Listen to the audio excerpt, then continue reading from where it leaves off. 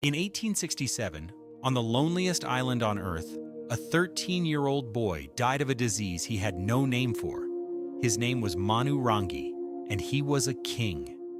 Not a boy who would one day be king. A king already, the Ariki Mao, the sacred paramount chief of his people, the last living link in a line that stretched back to the first canoe that ever found this island.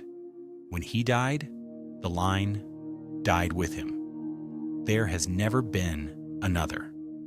Now hold that against the story you have been told about Easter Island, because in that story, this boy should not exist. The version in the textbook says the people of this island destroyed themselves, cut down their last tree, starved, went to war, and collapsed into ruin. And it says they did it around the year 1600, more than 200 years before Manu Rangi was born. So how is there still a king in 1867? How is there a sacred line, and priests, and people farming the same fields on an island that supposedly ate itself 2 centuries earlier? That's the crack in the story. And once you follow it, the whole thing comes apart, because the people of Rapa Nui did not collapse in 1600. They were still here, still farming, still ruling, still burying their dead with the old rites, right up until the moment something came over the horizon and took half of them away. That something is in the record. We know the year, we know the month, we know the ships, and who sent them, and exactly what they were after. They wanted men to dig bird droppings. So I want to reopen this one. This is case number 11. If the islanders didn't destroy their own civilization, then who did? Why is the evidence sitting in plain sight where anyone could read it? And why, 300 years later, do we still teach the version where the dead are the ones to blame? Before we can solve what happened to these people, we have to know what was taken. So come back with me to the beginning. And it starts with the distance. Rapa Nui sits alone in the South Pacific. The nearest inhabited land is more than 1,000 miles away. The nearest continent, over 2,000. Stand on its coast and look out, and there is nothing. No shape on the horizon, no smudge of land, just water in every direction, further than a mind can hold. Around the year 1200, a canoe crossed that emptiness. Polynesians, sailing east, at the far edge of the greatest feat of navigation in human history, a 1,000-year expansion across a third of the planet, in open boats by the stars. They found a green island with a crater lake and millions of palm trees.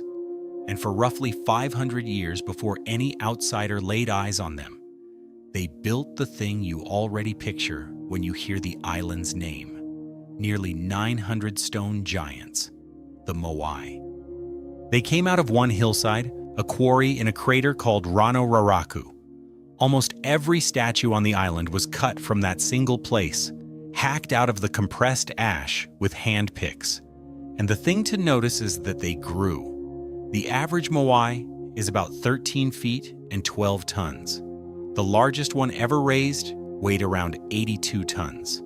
And one they never finished is still lying in the quarry, attached to the rock 69 feet long. A statue that would have weighed around 160 tons, as much as a full-grown blue whale. They were reaching for something bigger every time. But here's what the statues actually were, because it isn't decoration. The Rapa Nui called them Aringa Ora, the living faces.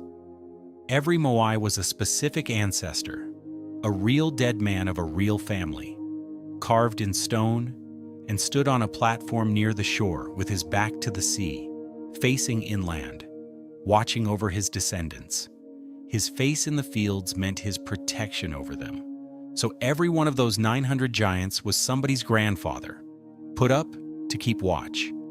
And here is the detail I want you to hold on to, because the whole case turns on it.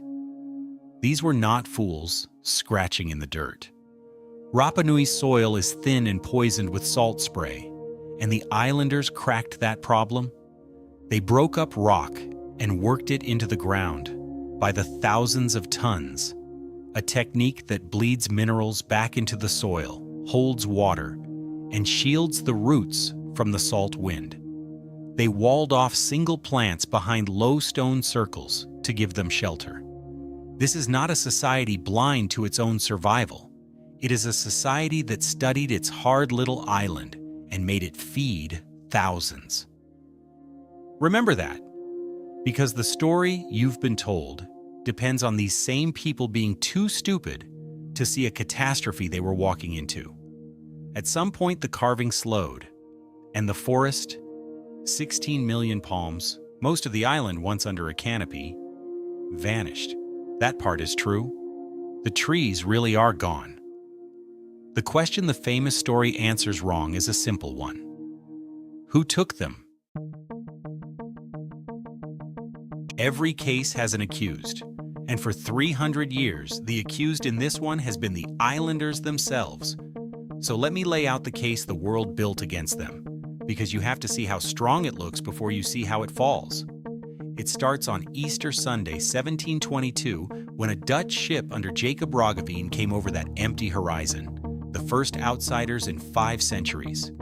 He named the island for the day and stayed about a week, and what he saw did not add up.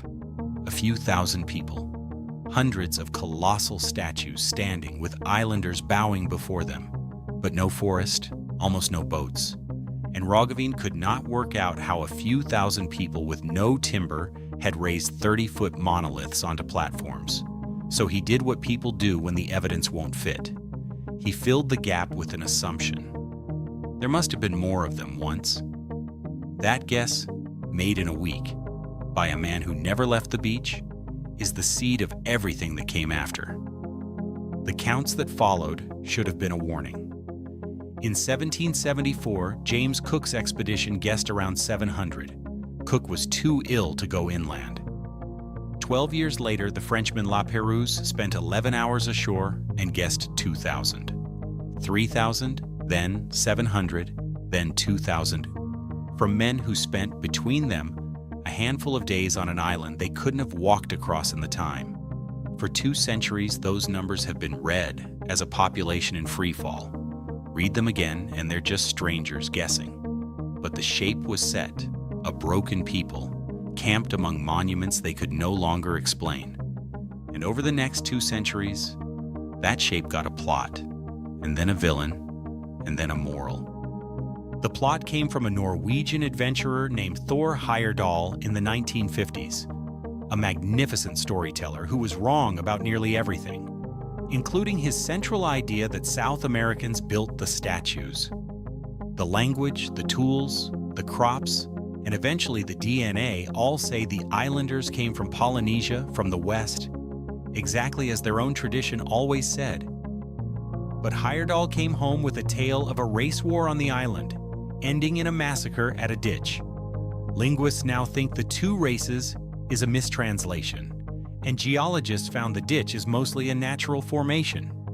It didn't matter. The massacre gave the ruin a villain. And then, in 2005, the official story got its final form, and its moral. Jared Diamond, a serious scientist, a Pulitzer winner, not a crank, put Easter Island at the center of a book called Collapse, and he made it the clearest case in history of a people who wrecked their own environment and paid for it. The population exploded, he argued, maybe to 15,000. Statue building became an arms race. The palms were felled to drag them away. And when the last tree fell, there were no canoes, no fishing, no soil, and the islanders slid into famine and warfare and cannibalism and pushed over their own ancestors. All of it finished before Roggeveen ever arrived. He called it a warning. He meant it kindly. He was writing about us. And it went everywhere, into classrooms, economics papers, documentaries, speeches. One of the most influential history stories of the last 50 years. And I want to be fair to it because it's a good case. Ask yourself why it was so easy to believe. Because it explains the statues. Because it flatters us. we're the ones clever enough to see the lesson. And because it is so much more comfortable to look at an island of the dead and decide the fault was theirs. Then archaeologists went back to check it, not to attack it, just to check. And the case started coming apart in their hands. Start with the trees, because the trees are the engine of the whole thing, and they're where I'd start any investigation. Find the murder weapon, and you find the killer. If the palms came down to move the statues, the forest and the moai should die together. Instead, pull the old palm nuts out of the island's soil and put them under a lens, and you find something small and specific: teeth marks. The first canoe carried people, chickens, sweet potato, and rats. The Polynesian rat brought the way islanders had carried them across the whole Pacific. On an island with no predators, a breeding pair becomes millions. And the Polynesian rat eats palm seeds. A forest doesn't have to be cut down to die. It only has to stop being born. The islanders cleared and burned some of it, yes. But underneath that, for centuries, every seed that dropped was being eaten before it could root. The palms weren't slaughtered. They were quietly prevented from ever coming back. Now, how much was rats and how much was people is still argued.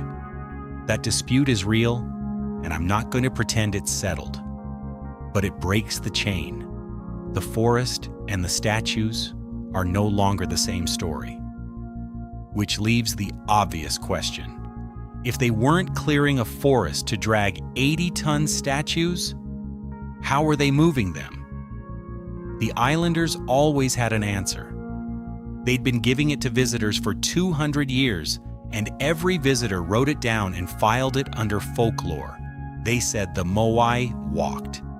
In 2012, two archaeologists, Terry Hunt and Carl Lipo, took that literally. They looked at the statues abandoned along the island's old roads and noticed two things nobody had bothered with.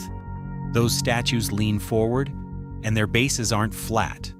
They're curved, like the bottom of a rocking chair, shaped into a shallow D. A base like that doesn't want to lie down. It wants to tip. So they built a replica, stood it upright, and tied on 3 ropes. Rock it left, the curved base pivots it forward a few inches. Rock it right the same, left, right, left. 18 people walked that statue 100 meters in about 40 minutes.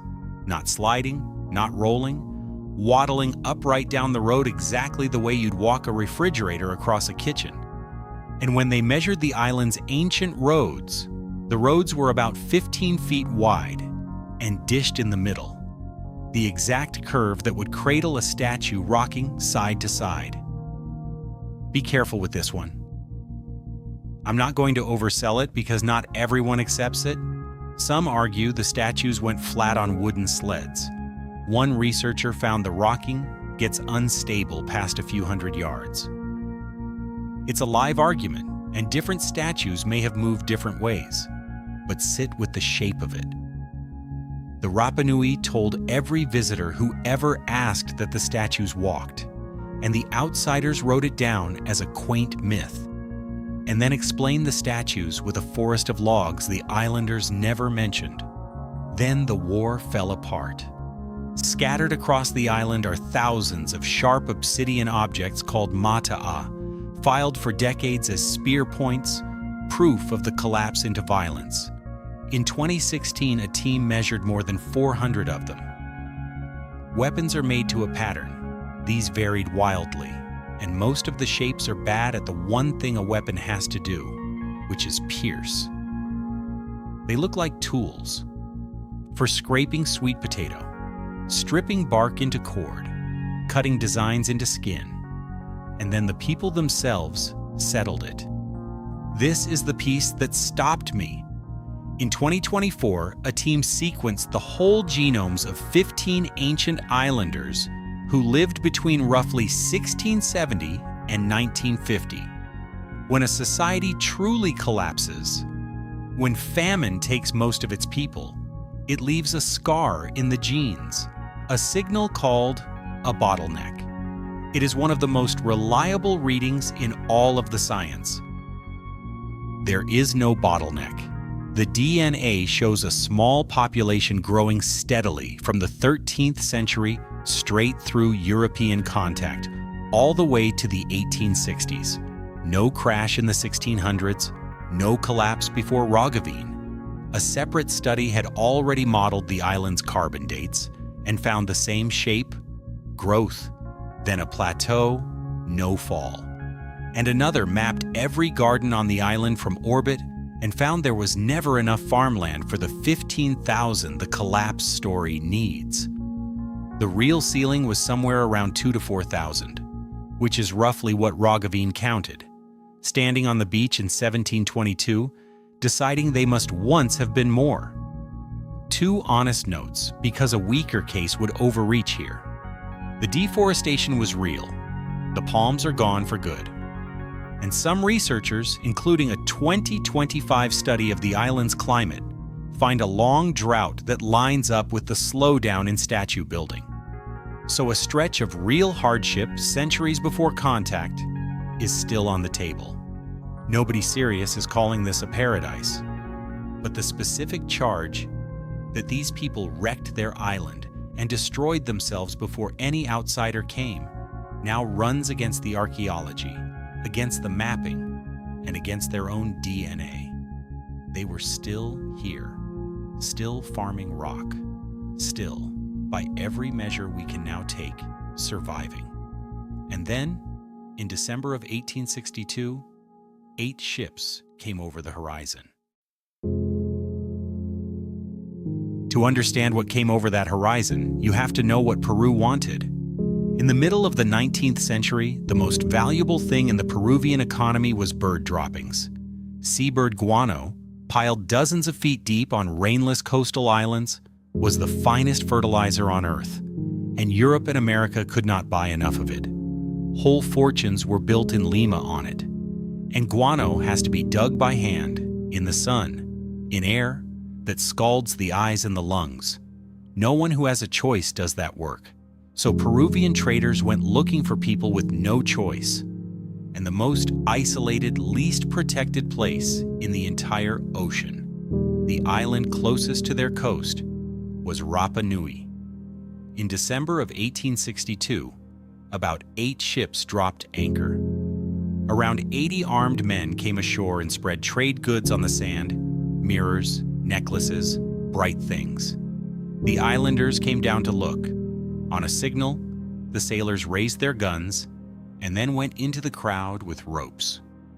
They took, by the best estimates, between 1,400 and 2,000 people, roughly half the island, and they did not take them at random. Among them were the paramount chief and his heir, and the priests, and the men who could read. Because Rapa Nui had a script, it is called Rongorongo, and it is the only writing ever invented in the whole of the Pacific, and it may be something rarer than that. In 2024, researchers carbon dated one of the surviving tablets, and the wood came back from the middle of the 1400s, generations before any European set foot here. Now that dates the wood, not the carving, so hold it loosely. But if the writing is as old as the tablet, then these islanders didn't borrow the idea from anyone. They invented it from nothing. And that has happened in the entire history of our species only a handful of times. In ancient Sumer, in China, in Mesoamerica, and maybe, just maybe, on the loneliest rock in the Pacific. Fewer than 30 objects that carry it survive anywhere on Earth. Wooden tablets, a chief's staff, carved in lines that reverse direction, so the reader turns the tablet upside down at the end of every row. And the right to read it belonged to the ruling families and the priests. It was sacred, and it was narrow. In December of 1862, it was loaded onto ships and carried off to dig fertilizer. What happened next is almost too clean to believe, and it is all in the record. the raids became an international scandal. Even Peruvian newspapers turned on the traitors. The Bishop of Tahiti and the French government pushed until Peru agreed to send the captives home. But by then, most were already dead, of tuberculosis, of smallpox, in the barracks and the pits. The voyage home was worse than the raid. By one widely cited account, 470 islanders were loaded onto a ship built for about 160. Smallpox swept the hold. 162 died before it even sailed.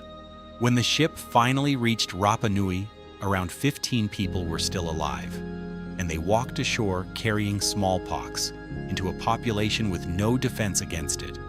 That epidemic killed 1,000 more, and it kept going. Which brings us back to the boy. In 1867, another epidemic, tuberculosis this time, ran through the survivors and killed about a quarter of them. Among the dead was the last king of Easter Island, the last person who would ever hold the sacred title of Ariki Mau. He was about 13 years old. His name was Manu Rangi, and he had already survived all of this once. 5 years earlier, when the slavers came, they took him too, a boy of 8, carried off across the ocean with his people. He was one of the few who ever came home. He survived the ships and the smallpox and the emptied island, and then, at 13, the last king of Rapa Nui died anyway, of a sickness that came from the same direction as everything else that had happened to him. He was not a casualty of some ancient ecocide 2 centuries before his birth. He was a boy on a surviving island, and the catastrophe that killed him began the day the slavers laid mirrors on his beach. By 1877, someone counted what was left of his people. 111. Of those 111, only about 36 would leave descendants. Every Rapa Nui alive today, and there are several thousand, comes from those 36. Now go back to the tablets one last time. A man named Urupano Hinapote, whose own father had been a scribe, told a French bishop what had become of the reading of Rongo Rongo. There was no one left on the island, he said, who knew how to read the characters. Because the Peruvians had killed all the wise men, the tablets were burned for firewood. Explorers found islanders using them to wind fishing line. That is not a lost language. That is a stolen one. The only writing in the history of the Pacific is unreadable today because the men who could read it were carried off to shovel bird excrement for a fertilizer boom and worked to death. And the few who came home with the disease that finished the island. So let me put the case back together. The forest died slowly and rats ate the seeds. The statues never needed the forest because they walked. There was no race war, probably no famine, and no great collapse before Rogavini, because the people's own DNA says they were growing right up until the ships. They did not destroy themselves. They survived 500 years on the loneliest rock in the ocean, fed dead soil with broken stone, and carved 900 faces of their grandfathers to watch over the fields. And then someone came and took half of them to dig fertilizer, and a boy king died of smallpox in a line that ended with him, and the world decided the fault was theirs. Here's the part I can't get past. For 200 years, the Rapa Nui told every visitor who asked that the statues walk to their places, and every visitor wrote it down as a charming little legend, and then went home and told the world that these people had destroyed themselves. They were telling us the truth. We were the ones telling stories, but the ancestors are getting up off the ground. At Tongariki, on the eastern shore, 15 moai stand on their platform again, backs to the sea, faces to the land, put back on their feet by the descendants of the 36. They walked once, and they are still waiting for us to get the story right. I'm Cole. This was case number 11. The file stays open. Tell me what you think really happened. I read every theory.